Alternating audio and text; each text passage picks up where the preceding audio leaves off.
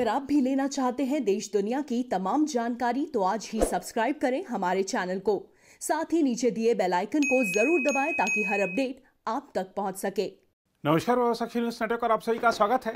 जम्मू कश्मीर के शोपियां में सुरक्षा बलों को बड़ी कामयाबी हाथ लगी है। शोपियां के मनिहाल में सुरक्षा बलों के साथ मुठभेड़ में लश्कर ए तैयबा के 4 आतंकवादी मारे गए हैं। बताया जा रहा है कि आतंकवादियों की मौजूदगी की खुफिया जानकारी मिलने के बाद सुरक्षा बलों ने रविवार देर रात मनिहाल इलाके में घेराबंदी कर तलाश अभियान शुरू किया था। आतंकवादियों की ओर से सुरक्षा बलों पर गोलीबारी करने के बाद वहां मुठभेड़ शुरू हो गई। सुरक्षा बलों ने आतंकवादियों को आत्मसमर्पण करने को भी कहा था, लेकिन उन्होंने मना कर दिया। इसके बाद मुठभेड़ में 4 आतंकवादी मारे गए। सोमवार सुबह पहले 2 आतंकवादियों के मारे जाने की खबर आई थी, लेकिन सुरक्षा बलों ने इसके बाद भी ऑपरेशन जारी रखा और 2 और आतंकवादियों को ढेर कर दिया। मारे गए आतंकवादियों के पास से एक AK-47 और 3 पिस्टल बरामद हुई हैं। बताया जा रहा है कि मुठभेड़ में सेना का एक जवान भी घायल हुआ है।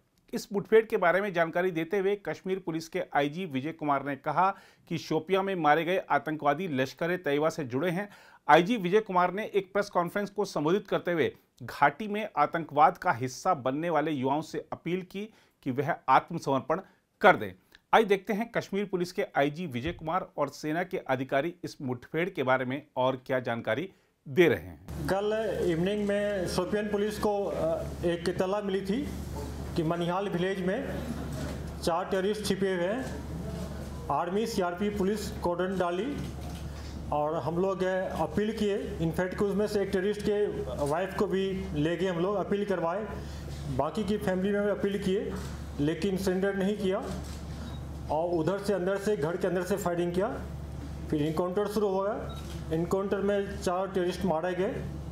चारों कैटेगराइज टेररिस्ट है, लश्कर तैयबा से बिलोंग करता है। हालांकि अपने आप को सो कॉल्ड लश्कर मुस्तफ़ा बोलता है, लेकिन हम लोग TRF, PEF, LEM को उतना तरजीह नहीं देते हैं। ये फेक नेम्स हैं, ये सब ऑफशूट है LAT का, कोई जैश मोहम्मद का। तो ये सारे हमारे कैटेगराइज हमारे लिस्ट में ये LAT के नाम पर है। 3 पिस्टल एक के मिला है। मैं चारों का नाम बताता हूँ। एक है रईस अहमद भट्ट जो अक्टूबर लास्ट ईयर से एक्टिव था। दूसरा है आमिर सफ़ी मीर जो फरवरी 2021 से एक्टिव हुआ इसी साल। याकीब अहमद मलिक है जो दिसंबर लास्ट ईयर से एक्टिव हुआ है। और आफ्ताब अहमद वानी जो लास्ट ईयर नवंबर से एक्टिव हुआ है। टेंट्स इस साल अभी तक 9 इनकाउंटर्स हुए हैं, जिसमें से कि एक नॉर्थ कश्मीर बाकी साउथ कश्मीर हुआ है। और इस 9 इनकाउंटर में टोटल 19 टेररिस्ट मारे गए। इस 19 में से 9 जो है 9 सिर्फ शोपियान डिस्ट्रिक्ट का है और 2 टॉप क्लास का कमांडर है। एक अलवदर का जो गनी ख्वाजा मारा गया था सोपुर में, और एक सज्जाद अफगानी मारा गया था जैश मोहम्मद का। 2 टॉप कमांडर है। टोटल 18 टेररिस्ट रैंक में नए लड़के ज्वाइन किए हैं, जिससे 18 में से 5 इनकाउंटर में मारे गए हैं। 3 अरेस्ट हुआ है, बाकी फील्ड में एक्टिव है। उनके पेरेंट्स से भी हम लोग अपील कर रहे हैं कि उनको वापस लाएं। कुछ पाइपलाइन में है, शायद वापस भी आ जाएगा। और इसके अलावा हम लोग करीब 7 ऐसे यूथ था जो कि ज्वाइन कर चुका था, उनको फैमिली के हम लोग हेल्प से वापस लाए हैं। और हम लोगों पर पुलिस सिक्योरिटी फोर्स और पेरेंट्स काफ़ी ट्रस्ट बढ़ा दिए हैं। और कल भी हम लोग एक्सपेक्ट कर रहे थे कल रात में 2 बजे की सरेंडर कर जाएगा। काफ़ी अपील हो रहा था फैमिली की साइड से हम लोग से, लेकिन नहीं हो पाया, उन्होंने नहीं माना और फिर भी हम लोग लगे हुए हैं। इसके बाद जहाँ तक बात है SOP फॉलो करने का, हम लोग पूरी तरह इसको फॉलो, जैसा कि आप लोग पहले बोले थे हम लोग कि जनवरी में पहला PC में कि हम लोग का फोकस रहेगा खास करके जो लोकल टेररिस्ट है जो हमको सरेंडर करें, चाहे ड्यूरिंग इनकाउंटर हो या बिफोर इनकाउंटर। ये हम लोग प्रोसेस में लगे हुए हैं। SOP का फॉलो हो रहा है। सिक्योरिटी फोर्स बहुत प्रोफेशनली वे से ढंग से काम कर रही है और इसका ही नतीजा है कि इस साल 19 मिलिटेंट मारे गए। उस 19 में से कोई भी सिविलियन का डेथ नहीं हुआ है। ये फैक्ट है कि हमारे एक आर्मी के जवान का देहांत हो गया था, शहीद हो गए थे ID ब्लास्ट में। पुलिस का एक इनकाउंटर में बडगाम मारे गए हैं, शहीद हो गए थे। और 2 जो हमारे पुलिस वाले पर फिटाइन टाइप का हमला किया था बागत में, उसमें शहीद हो गए। टोटल पुलिस और सिक्योरिटी फोर्स मिला के 4 शहीद हमारे हुए हैं। हम लोग अपने ऑपरेशनल स्किल को बढ़ा रहे हैं कि कोई कोलेटरल डैमेज नहीं हो और हम को भी लॉस कम हो। कल के इनकाउंटर में आर्मी के जवान थोड़ा जख्मी हो गए, अभी उनका हालत बिल्कुल ठीक है, हॉस्पिटल में है।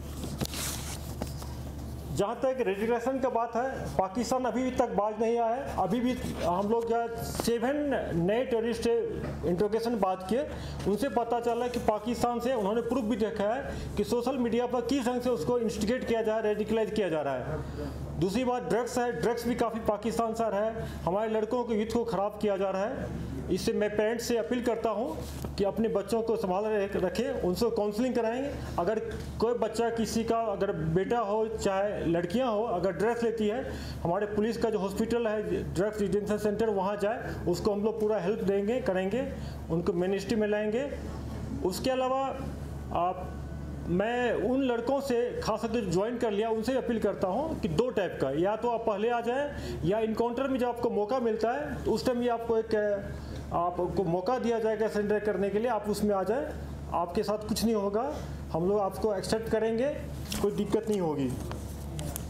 बाकी संभल की जहाँ तक बात है, हम लोग पूरी तरह तैयार हैं। हम लोग का अपना प्लान बन गया है, कहीं कहीं हम लोग नाका को बढ़ा दिए हैं, कहीं कैंप को शिफ्ट कर रहे हैं। और जैसा कि हम सब जानते हैं कि इलेक्शन के बाद हम लोग को एडिशनल फोर्स मिल जाएगा, और जहाँ जहाँ सिक्योरिटी का कमी है, जिस एरिया में सिक्योरिटी का कमी है, उसको प्लग कर लेंगे और बहुत ही सक्सेसफुल सेफ इंसिडेंट फ्री यात्रा करवाएंगे हम लोग, कोई दिक्कत नहीं होगी। और लॉ एंड ऑर्डर की जहाँ तक बात है कि अगर किसी इनकाउंटर में छुटपुट पथराव होता है, देखिए एक चीज़ बात मानना पड़ेगा आपको, जब फायरिंग शुरू होता है तो हम लोग गांव से और उसके आसपास से घर से लोगों को निकाल लेते हैं। घर से निकालेंगे तो कहाँ रहेगा, इनकाउंटर साइड के बाहर रहेगा। तो इसका मतलब ये नहीं होता है कि वहाँ पर जुलूस जमा हो गया, ये लोग उसी गांव के होते हैं, उसमें से 5-10 कुछ मिसक्रिएंट होता है जो पत्थर मारता है, उसको हम लोग ठीक से हैंडल कर रहे हैं, जिसका उसमें वीडियो में प्रूफ आता है या पिक्चर है, उसको अरेस्ट करेंगे हम लोग। कुछ को PSM बुक किए हैं और आगे भी करेंगे, लेकिन ऐसा कोई वारदात नहीं हो रही है कि दूसरे गांव से लोग आके ज्वाइन कर रहे हैं पत्थरबाजी में। इश्यू कोई सीरियस नहीं है। मैं आप लोगों से अपील करता हूं कि इनको ज़्यादा इस बात को ज़्यादा ऐसा माहौल नहीं क्रिएट करें, फॉल्स नैरेटिव नहीं फैलाएं कि पथराव बढ़ गया है। जहां भी हो रहा है अंदर कंट्रोल कर रहे हैं हम लोग, बहुत ढंग से इसको कंट्रोल करेंगे, कोई दिक्कत नहीं होने देंगे। ड्रग्स की बात है, मैं आप लोगों से भी फिर से अपील करता हूँ कि आप लोगों की मीडिया का कर्मी का, मीडिया फ्रेटर्निटी का ये ड्यूटी बनता है कि पेरेंट्स को और यूथ को अपील करें, उनको इस बीमारी से बचाएं। ये हमारे न्यू जनरेशन के लिए बहुत डेंजरस ही है। सिर्फ ड्रग्स से लोग मिलिटेंसी ज्वाइन नहीं करता, बल्कि बहुत सारे सोशल इविल है, क्राइम जो है उसमें भी इन्वॉल्व होता है, पढ़ाई छोड़ता है। हम लोगों का पुलिस का, सिक्योरिटी फोर्स का पूरा जोर रहेगा इस साल कि हम लोग माहौल को अच्छा बनाए। 2 चीज़ हम लोग मेंटेन करना चाहेंगे कि स्कूल कॉलेज कभी बंद नहीं हो, वो तब होगा जब कोई इंसिडेंट नहीं होगा, माहौल ठीक होगा। दूसरा है कि हम लोग का फोकस रहेगा, ऐसा हम लोग माहौल बनाए कि टूरिस्ट भारी भरकम मात्रा में यहाँ आए, कि लोगों को रोजगार मिले, यहाँ के लोग पैसा कमाए, सुख शांति यहाँ आए। अभी बता ही रहे थे, यह खबर कल शाम को आई थी पुलिस की तरफ से, और आप लोग सब इस चीज़ से भी बिल्कुल वाकिफ़ हैं कि पुलिस, CRPF और आर्मी के अंदर बिल्कुल 100% तालमेल है। तो बताए हुए प्लान के हिसाब से तीनों फोर्सेस अपने अपने प्लान के हिसाब से लोकेशन पर गई है। लोकेशन पर पहुंचने के बाद जैसे IG साहब बता रहे थे, सबसे पहले एक ही हमारी बटालियन से ही जो कि 44 RR है, वो जाके उसकी फैमिली तक पहुंची है। उसकी फैमिली, उसकी वाइफ को, उसके बच्चे को लेकर इनकाउंटर साइट पर गए हैं।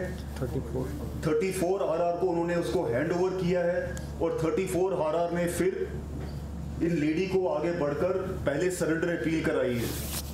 उसके बाद उसके बच्चे को भी फैसिलिटेट किया है, जो कि 4 साल का था, कि शायद उसके कहने से वो वापस आएगा। अभी हमें ये पता लग रहा है कि आकिब तो वापस आना चाह रहा था, पर अंदर बैठे हुए 1-2 और जो थे उन्होंने इसको रोक लिया था। तो शायद अगर वो आ जाता अपने दिमाग से तो शायद हम उसको बचा लेते। उसके बाद उसके ब्रदर इन लॉ को भी हमने आगे किया, उसने भी जाके उसको सरेंडर अपील के लिए कोशिश करी है। यही चीज़ तब भी हमारे को पेश आई, और तभी अगर आप देखेंगे रात से लेकर हम सुबह तक इसीलिए डिले कर रहे थे कि हम जितना हो सके कोशिश करें और सरेंडर ले सकें। पर जब वो सारी चीज़ें फेल हो गई और अंदर से फायर तेज़ हो गया, तब हमारे पास कोई चारा नहीं था कि अब हम अपनी अगली कार्रवाई कर सकें। तो आपके ज़रिए, मीडिया भाइयों के ज़रिए यही पैगाम हम सब की तरफ से, आईजी साहब की तरफ से और कोर कमांडर साहब की तरफ से, मेरी तरफ से, कि जो भी सरेंडर के लिए आना चाहता है लास्ट मोमेंट तक, सारी की सारी सिक्योरिटी फोर्सेस लोकल लड़कों के लिए कमिटेड है। अगर लास्ट मिनट तक भी हमारे पास होगा, हम अपनी जान की परवाह ना करते हुए फिर भी सरेंडर लेंगे। मेरे एक लड़के को जो 34 RR का था, जिसको गोली लगी है, वो गोली भी इसीलिए लगी है क्योंकि वो कवर लेकर आगे जाके उसको लाने की कोशिश कर रहा था। अगर हम ये सब ना करते तो शायद ये इनकाउंटर आधा घंटा भी ना चलता। तो पहला पॉइंट ये है। दूसरा पॉइंट ये है कि जैसे आईजी साहब बता रहे थे, काफ़ी लड़के भारी तादाद में इनडायरेक्टली हमारे तक अपने पैगाम पहुंचा रहे हैं कि वो वापस मेन स्ट्रीम में आना चाह रहे हैं, पर उनके एक आध कोई रिंग लीडर होते हैं जो उनको रोकते हैं। तो आपके ज़रिए अगर हमारा ये पैगाम गांव-गांव तक जाए कि जो भी वापस मेन स्ट्रीम में आना चाहता है, हम उसको बहुत खुशी से वापस शामिल करना चाहेंगे।